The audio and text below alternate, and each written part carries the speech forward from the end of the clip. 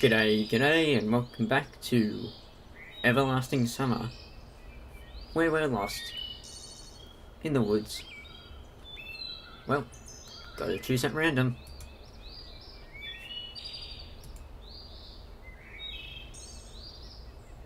Do I choose, or do you? I wandered for quite some time in the forest and even thought of crying for help. But what use would that be? But finally I saw the camp's fence beyond the trees. Everything fell back into place. The bus is gone. Yeah, I can see that. I mumbled quietly.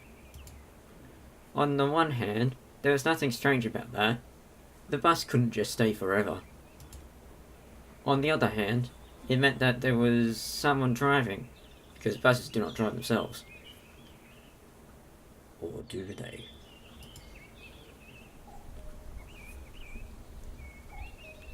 Predicted it. This world seemed too normal, but every event here had at least two explanations for it. An ordinary, real, everyday explanation, and a surreal one. Certainly the driver could have just been off for a snack, and I left too soon, and that's why. In any case, this is not the place for me. Whether that bus drives itself or not was probably an important question. Keep that in mind then. But it was much more important to know how I had got here at all. And where this here was. The fields and the woods stretching towards the horizon had no answer. There was nothing familiar about them.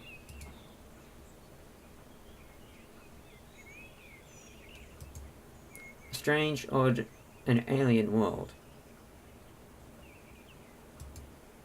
However, at the same time, it was absolutely not frightening.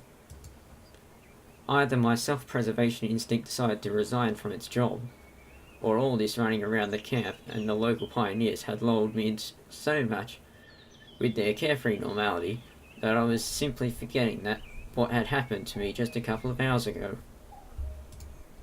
Although I probably just had no strength left to worry. All I wanted was some peace, calmness. I wanted to just have a break from it all, and only after that would I continue looking for answers ready and reloaded. However, that would be some time later. And what about now? Can I allow myself to relax?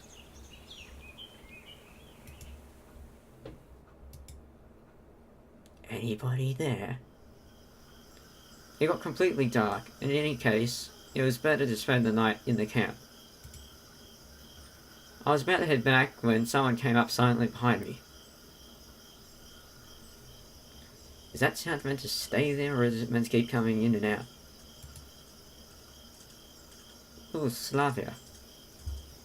What was your voice again? I forgot.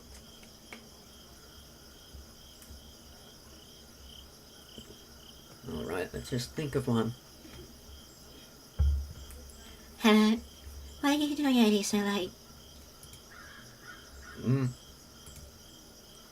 It was Slavia standing before me. That I can tell. I was so surprised that I jumped. You can be surprised, but I won't. So you didn't catch Alanya, did you? She smiled. I nodded disappointedly and sighed. No wonder. No one ever has.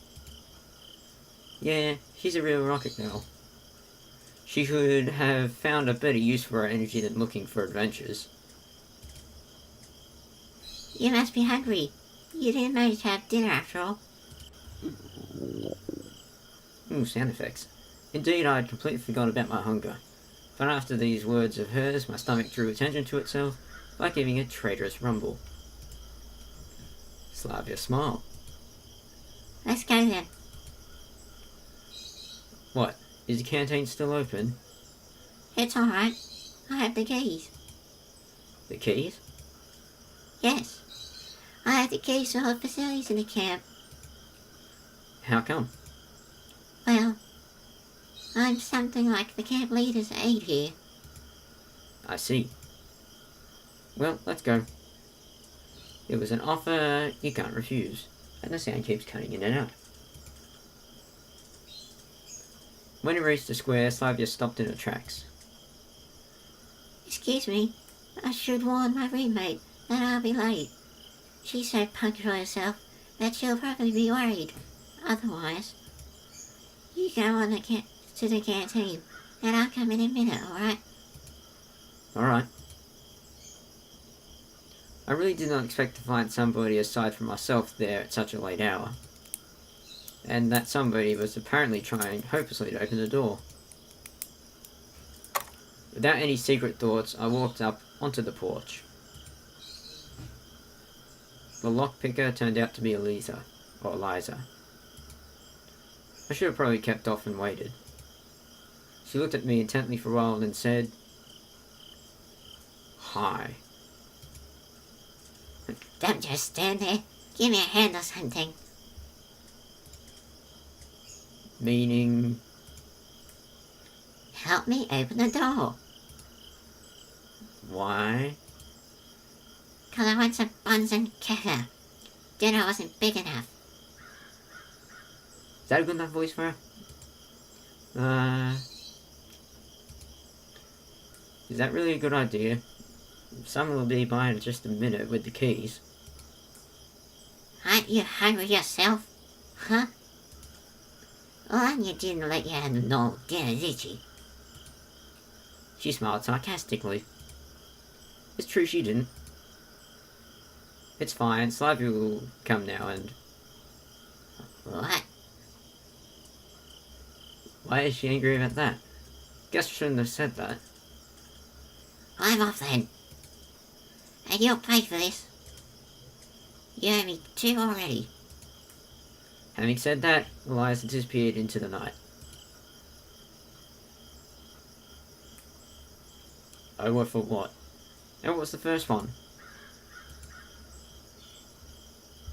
Slavia didn't keep me waiting for too long. Is everything alright? Yeah, why are you asking? No reason. It's nothing. You'll be fine. It would be better if I didn't tell her about Eliza. Or is it Eliza? Everything's fine. Nothing to see here. I said that and immediately heard a note of dishonesty in my voice. Well, shall we go? As for Slavia, she seemed not to have noticed anything. Is that for the better? Or at least she was pretending she hadn't. We entered the canteen. It's dark. A lot less crowded than before. Wait a bit. I'll go get something. I sat down on a chair and obediently waited for my savior. Oh, another screenshot there. My dinner was simple. A few buns and a glass of kefir. No wonder. I bet hungry pioneers finished everything off. I was greedy. However, even that was far better than most of my usual diet. Yeah, you probably just snack on stuff.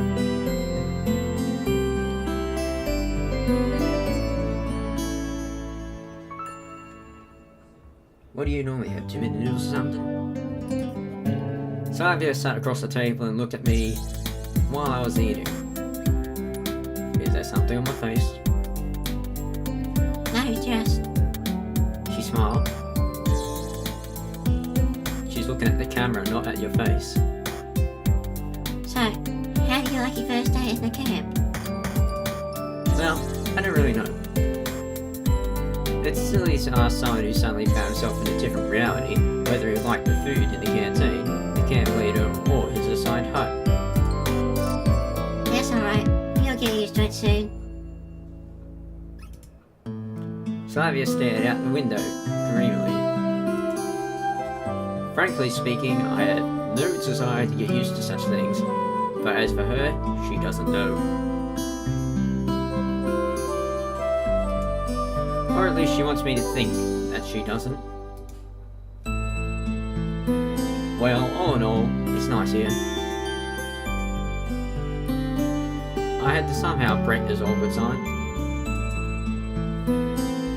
Do you think so? She asked without any interest. Yeah, this place is so... I wanted to say retro, but I managed to hold that back. After all, it was retro for me, but what about them? It might be the only kind of life they know. If the term life was applicable here at all. So how? She watched me closely, as if something important depended upon my answer. Like saving? Well, I don't know. Lovely, yeah. Yeah, it's lovely here. We'll go with that. That's what we'll go with. I guess you're right. She smiled again. It's very good to see. You think so? Why is that? Well, not everybody likes it here. What about you? Me? Yes. I love it here. It's great. Then you don't need to worry about what other people think. Well, I don't really worry. Slightly laughed. The conversation seemed to be leading me far astray from where I wanted to get to. And you're worried yourself. Really? Why do you say so? Well, when someone's chewing so intensely, Sorry? it's okay. Why are you watching how I'm chewing food? I couldn't bring myself to be more cautious around this girl. But why her in particular? Why not any other local inhabitant? Every one of them looked completely normal to me.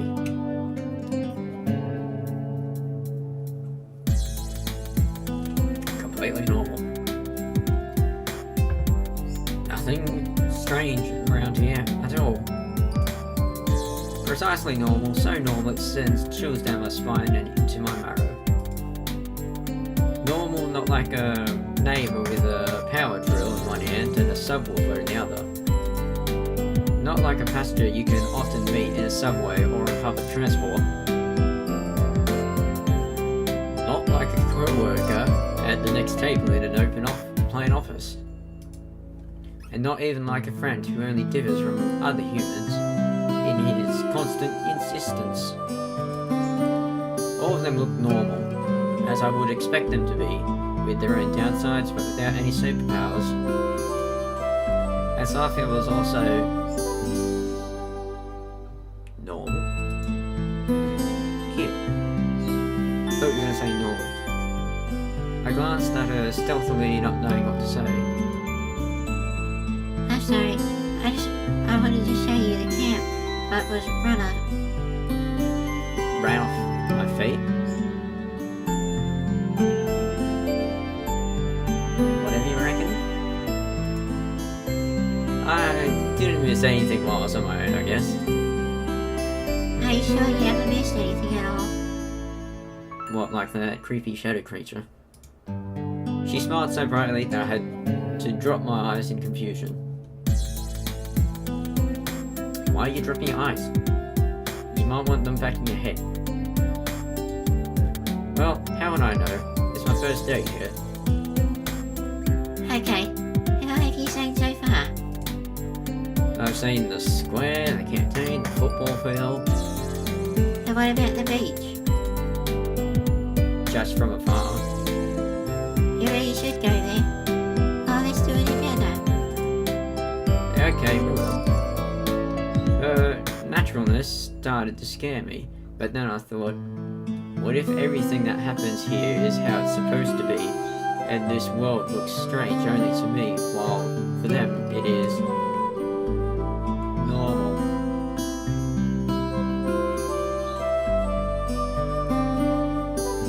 Is that the word you're looking for? Normal. Got it. Maybe I was thrown into the past. Yes, that would explain a lot. Can Can I ask a stupid question? Oh, No. okay. Sliver smiled and stood up from the table. It's late. Can you find a way to Olga Dmitrievna by yourself? Of course I can, but why should I go there? She'll settle you with someone. Did I read that right? What for? Probably this question seems stupid because Slavia burst into good-natured laughter. You need to sleep somewhere, right? That makes sense. Can't be sleeping out in the open. Fine. I'll be off then. Good night. Night. It's strange that she left in such a hurry. A bundle of keys left in the door lock caught my attention. I was going to catch up to Slavia, but where does she live? And knocking on every door in the middle of the night didn't sound like a bright idea. No, it doesn't.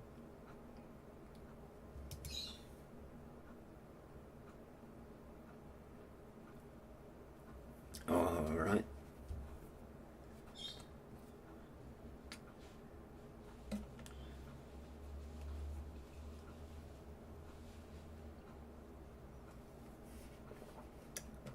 If we leave the keys, then that other girl would come back to the canteen. Perhaps.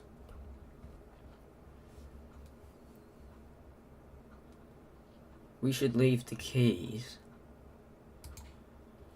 On the other hand, why would I need them? The night, though dark, wasn't silent at all. One could hear chirping crickets, the songs of the night birds, and rustling trees from everywhere. A sudden desire to follow Slavia's advice and go to the camp leader's cabin appeared. I don't know why, but the sight of the unknown bronze builder of communism put me in a constructive mood. I sat on the bench and started to recall everything that happened today. That was all my constructive mood could offer. Here was much brighter than near the canteen, and tidy pioneers were running by so the place didn't seem scary at all. Bus, summer camp, girls. I was so tired from everything new and strange that I could not come up with a single explanation for what was going on. I heard a barely noticeable rustle nearby. I shivered and looked in that direction. A girl, you think? Reading a book, you reckon? Lena. I decided to move closer and talk. Well, unfortunately that's where I've got to leave it, because I'm out of time. So we're going to talk to this girl next episode. But if you enjoyed the episode, be sure to leave a like.